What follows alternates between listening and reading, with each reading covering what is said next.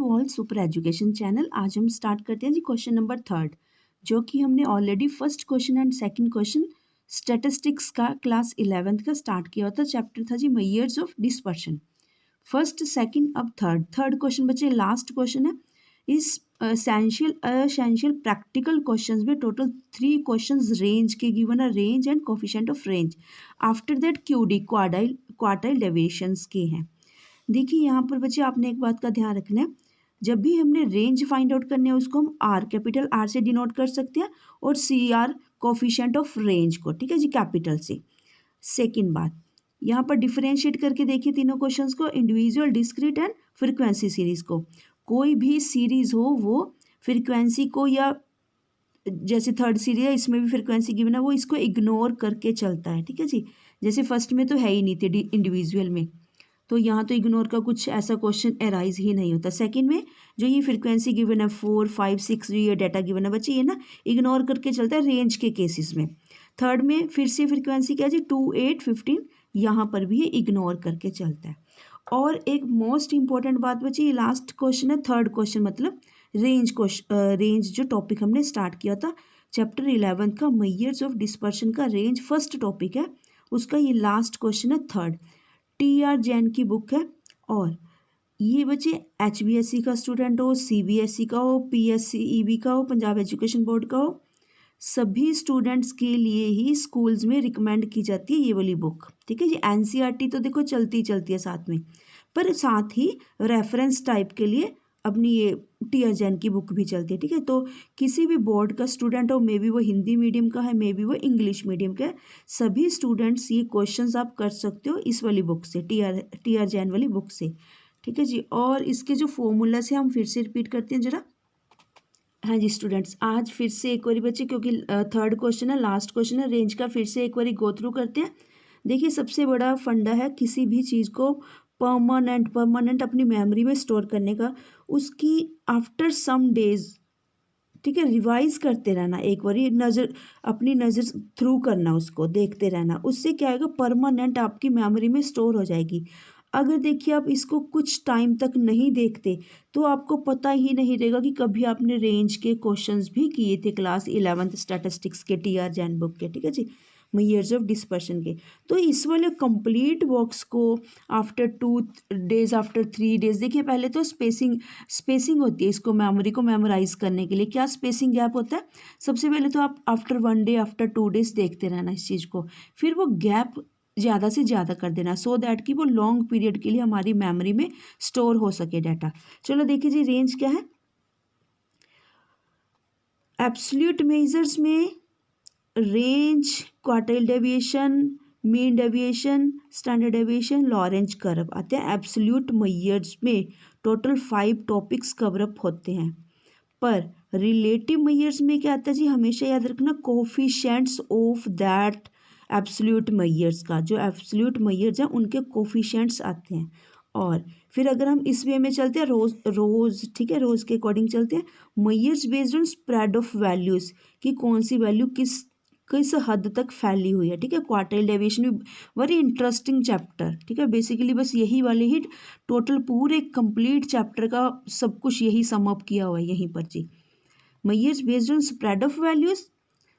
Next, measures of dispersion from average, यानी कि उसमें third and fourth topic cover up हो रहा है, mean deviation and standard deviation, ठीक है जी। फिर से आपने कुछ दिनों बाद इसको रिवाइज करते रहना इस टेबल को, सो दैट कि आपकी मेमोरी में परमानेंट ये टेबल ही स्टोर हो जाए।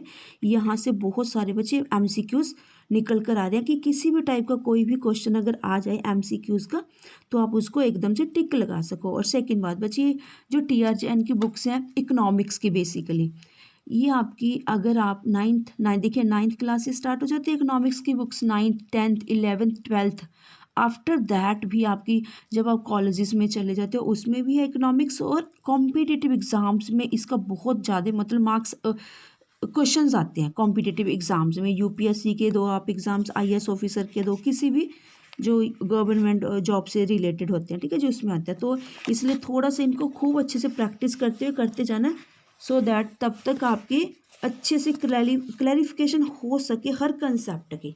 अच्छा जी, और एक क्या बात, हाँ जी बच्चे, 9th 10th 11th and 12th classes most most most important बच्चे।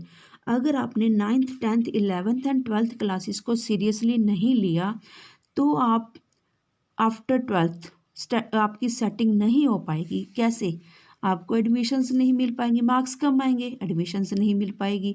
एडमिशन्स मिल भी गई तो आपके मनपसंद जो फेवरेट सब्जेक्ट था उसमें नहीं मिल तो जाएगी, जिसकी डिमांड कम है या जिसमें सीट्स वेकेंट ज़्यादा पड़ी है उसमें मिल जाएगी। सो दैट आप सभी स्टूडेंट से रिक्वेस्ट है बच्चे, आपने 9th 10th 11th 12th आपने खुद भी और आपके सराउंडिंग में जो भी आपके नियरेस्ट एंड डियरेस्ट है उनको भी सुजेस्ट करना है, एडवाइस करना है कि भाई आपकी ज़िंदगी के 4 इयर्स बहुत इंपॉर्टेंट है, इसमें सीरियसली स्टडी करनी ही करनी है। जो कंसेप्ट बच्चे आप 9th 10th 11th 12th में क्लियर कर लोगे वो फिर आप बिल्कुल ज़िंदगी भर मार नहीं खाओगे। अगर आपने वही कंसेप्ट यहाँ नहीं क्लियर करे आप कभी भी सुलझ नहीं पाओगे, उलझते ही रह जाओगे। ठीक है जी।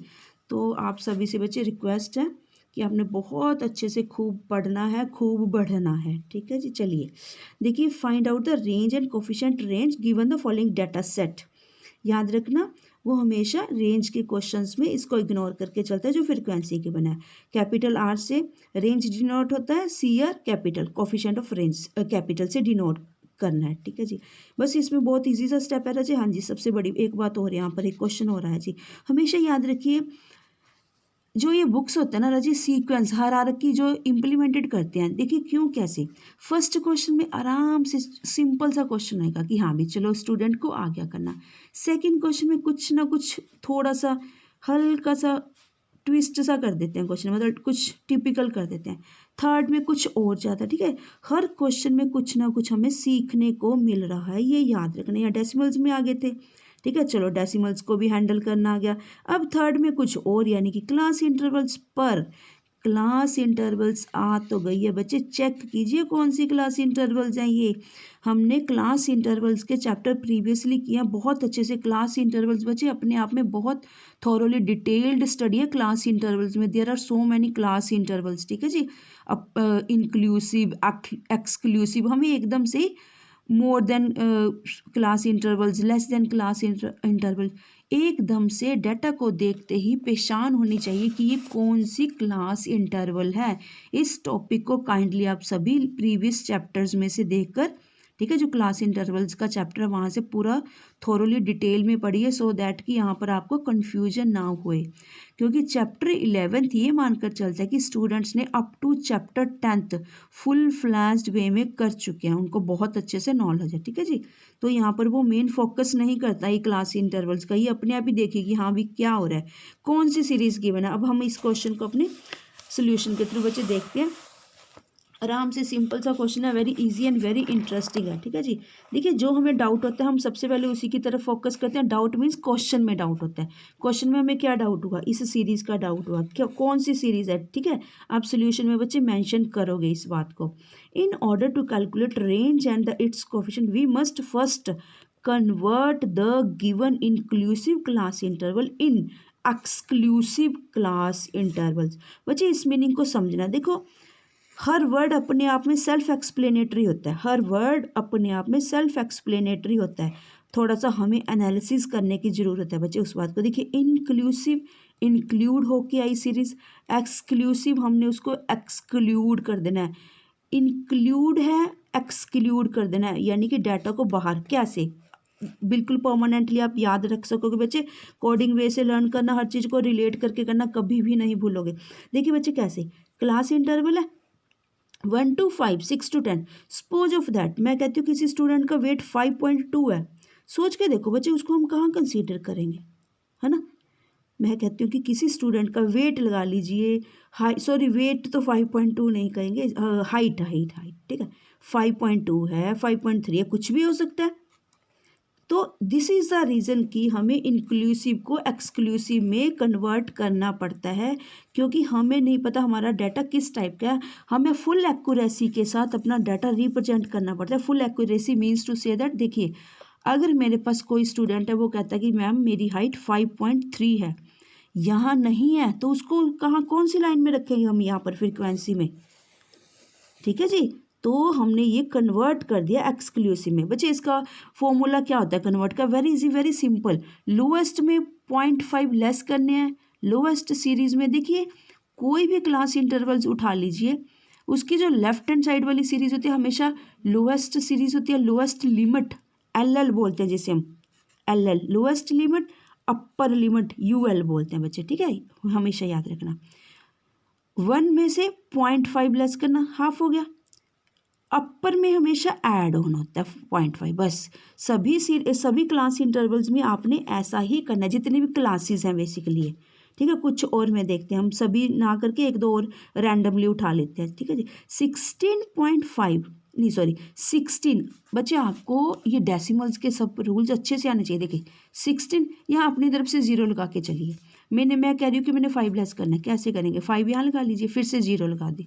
बच्चे ऐसे 0 वगैरह ये सेटिंग करके चलोगे ना प्रॉपर अलाइनमेंट, हमसे फिर सब्ट्रैक्शन करते हुए मिस्टेक नहीं होती। 0 11, ठीक है 11 16 में सॉरी 5.5 लेस करने हैं। मैं गलती से ये गलत कर गई, देखिए स्टूडेंट्स मैं भी गलती कर गई थी अभी, है ना।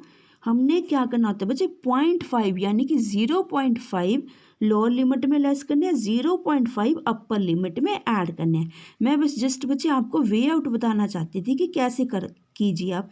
यहाँ पर 0.5 को इस वे में रखना, ठीक है। यहाँ पर अपनी तरफ से 0 लगा लेना, 5 यहाँ से गया, ठीक है जी। ये देखिए 15.5 ऐसे ही। अब अपर लिमिट के लिए इसमें वो इजी रहता है ऐड ऑन करना, तो ठीक है। थोड़ा सा लेस में दिक्कत है, ऐड ऑन में इजी है। चलो जी होगी। और मिड वैल्यूज़ क्या चीज़ है? देखिए अगर क्लास इंटरवल से यहाँ से भी हमने मिड वैल्यूज़ फाइंड आउट करनी थी, पर अब हम इसको इग्नोर कर देंगे क्योंकि हमने इसी क्लास इंटरवल से, means to say that inclusive class interval से एक्सक्लूसिव क्लास इंटरवल्स रेडी कर ली। अब हमारे लिए मेन सीरीज यही बन चुकी है, यानी कि एक्स मेरा यही है बच्चे, ठीक है जी। इसी के बेस्ड पर हमने मिड वैल्यूज़ निकाल लिया है। जब ये मिड वैल्यूज़ रेडी हो जाएंगे फिर मैं इसको इग्नोर कर दूंगा एक्सक्लूसिव को, फिर मेरा क्वेश्चन मेरे पास ये वाला रेडी हो जाएगा मिड वैल्यूज़ का। देखिए मिड वैल्यूज़ क्या है? Lower limit plus upper limit, ठीक है। एवरेज निकालते हो बस, जस्ट वही चीज़ है जी। कैसे करेंगे? 0.5 5.5 5 5 10 5 प्लस एक कैरी 1 कैरी 6 6/2। देखिए स्टूडेंट्स प्लीज़ है 6/2 2 3 जा 6 3 आई। बस सभी के बच्चे बड़े ध्यान से केयरफुल वे से, क्योंकि ये डेसिमल्स हैं इनको ऐड ऑन बड़े ध्यान से करना है।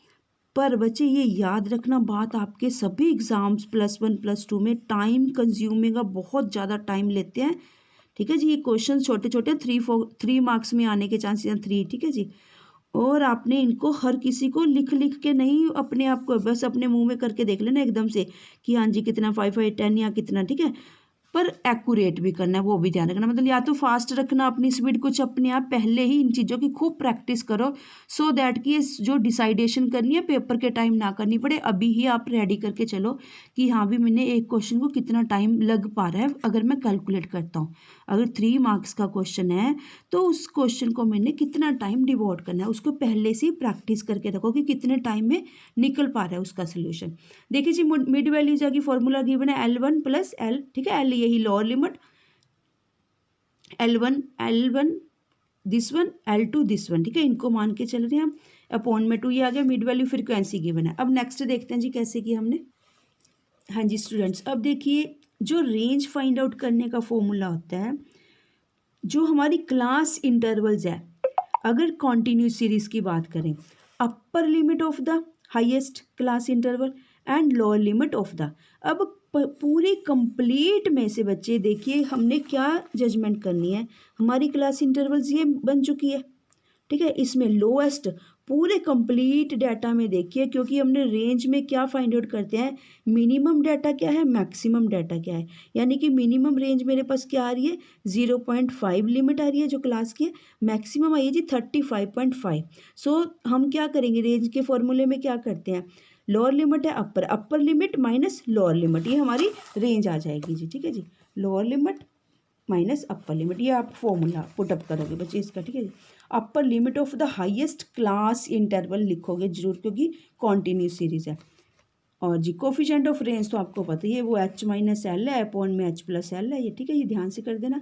नोट में क्या लिखोगे, क्योंकि क्वेश्चन आएगा जब एग्जामिनर की इस बच्चे ने अपने आप इस चीज़ को इग्नोर क्यों कर दिया। आप नोट में लिखोगे ignore frequency while calculating range इन डिस्क्रीटली। बस हमारी कॉन्टिन्यूस है तो हम कॉन्टिन्यूस के बारे में लिख देंगे, ठीक है जी। बस आपका इसी के साथ ही जी क्वेश्चन नंबर 3 कंप्लीट होता है। सो स्टूडेंट्स काइंडली अब बहुत ज़्यादा प्रैक्टिस करें, प्रैक्टिस करोगे आपको अपने आप ही हैबिचुअल हो जाओगे, ठीक है। आपके ब्रेन को हैबिट हो जाएगी कि मैंने किस किस टाइप के कौन कौन से फॉर्मूलाज याद रखने अपने ब्रेन में। क्योंकि बच्चा जो स्टैटिस्टिक्स फॉर इकोनॉमिक्स की बुक है, there are loads of formulas in every chapter, ठीक है जी। मैं एक सिंगल चैप्टर की बात नहीं कर रही, पूरे कंप्लीट चैप्टर में। एंड आपने 9th 10th में भी पढ़ी है ये बुक और आगे भी काम आनी है ये वाली बुक, ठीक है, फॉर्मूलाज वगैरह। इसी के साथ ही बच्चे क्वेश्चन नंबर 3 कंप्लीट होता है। और काइंडली हमारे चैनल को मैक्सिमम टू मैक्सिमम लाइक करें और सब्सक्राइब करें। Thank you.